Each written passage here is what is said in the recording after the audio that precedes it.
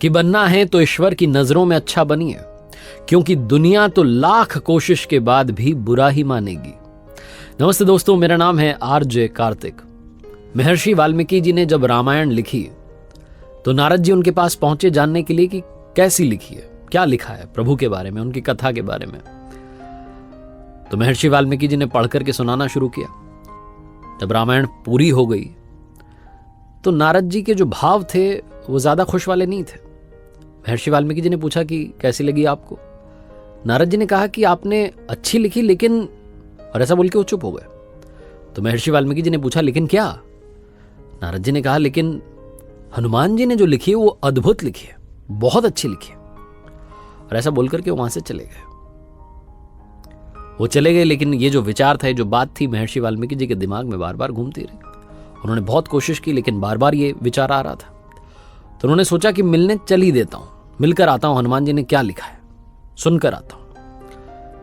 लंका पर विजय प्राप्त करने के बाद प्रभु श्री राम अयोध्या में थे और हनुमान जी कुछ समय सेवा करने के बाद उनसे आज्ञा लेकर के कैलाश पर्वत पर रहने लग गए थे। वहां भगवान शिव की आराधना कर रहे थे और अपने प्रभु का नाम जो था वो शिलालेख उन्होंने लिखना शुरू कर दिया था। एक शिला पर वो लिख रहे थे और उन्होंने उस शिला पर यानी चट्टान पर हनुमद रामायण लिखी थी। तो वहीं कैलाश पर्वत पर थे। महर्षि वाल्मीकि जी उनसे मिलने के लिए पहुंचे। जब मिलने के लिए पहुंचे, बातचीत हुई, कैसे हैं क्या है। उसके बाद में महर्षि वाल्मीकि जी ने कहा कि मैंने सुना है आपने भी रामायण लिखी है, अगर मैं आपकी रामायण पढ़ पाता। तो हनुमान जी ने कहा कि वो सामने शिला पर लिखी हुई है, ये हनुमद रामायण है।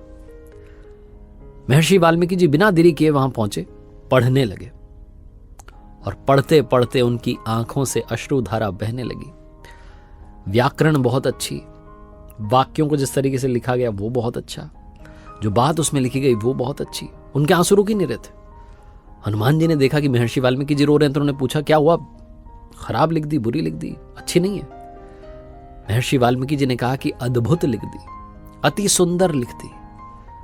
मेरे रोने का कारण यह है कि जो मैंने लिखी है अब दुनिया उसे क्यों पढ़ेगी, आपने तो अद्भुत लिख दी है। और ऐसा बोलकर के फिर रोने लगे।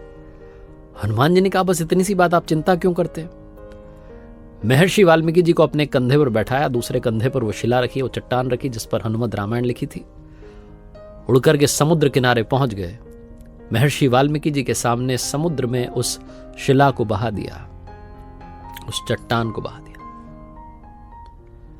महर्षि वाल्मीकि जी ने कहा कि ये क्या कर दिया, आपने जो लिखा था वो सब अब समुद्र में चला गया। हनुमान जी ने कहा कि आपके लिए रामायण बहुत आवश्यक है जो आपने लिखी है, क्योंकि उससे आपको दुनिया जानेगी कि महर्षि वाल्मीकि थे।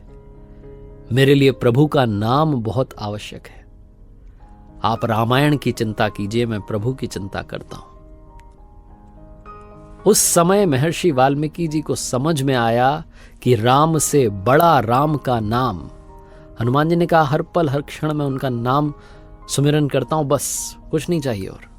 मेरे लिए प्रभु श्री राम आवश्यक है, उन्हें मैं याद रखूं, इसलिए तो रामायण लिख रहा था। आप रामायण लिख रहे थे कि विश्व आपको याद रखे। महर्षि वाल्मीकि जी को बहुत बड़ी बात समझ में आई। ये कथा जो, ये जो कहानी है, ये आपकी हमारी जिंदगी में भी, हमारे जीवन में भी अप्लाई होती है। आजकल बहुत सारे लोग हैं जो नाम कमाने के लिए, फेम कमाने के लिए काम कर रहे हैं कि दुनिया मुझे याद करे। आप काम अच्छा कीजिए, दुनिया अपने आप आपको याद रखेगी। जैसे आज हनुमान जी का गायन विश्व करता है, उनकी प्रशंसा करता है, उनकी आराधना करता है, उन्हें पूजा जाता है। उनकी रामायण हमें पढ़ने को नहीं मिली, लेकिन हम सब जानते हैं कि प्रभु श्री राम के सबसे बड़े भक्त थे हनुमान जी महाराज, जो आज भी हैं, हमारे साथ हैं, विद्यमान हैं इसी सृष्टि में, हर कण में, हर पल में वही हैं। जानत तुम्हीं होई जाई, प्रभु के चरणों में वास करते करते प्रभु बन चुके हैं। जो सार है उसे याद रखिएगा। इतना अच्छा काम कीजिए कि अपने आप दुनिया आपके बारे में बात करे, आपकी जो कीर्ति है उसका गायन हो।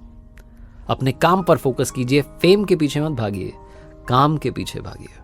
अपने वर्क पर डेडिकेशन के साथ बढ़ते रहिए। एक बार फिर से वही बात जो अक्सर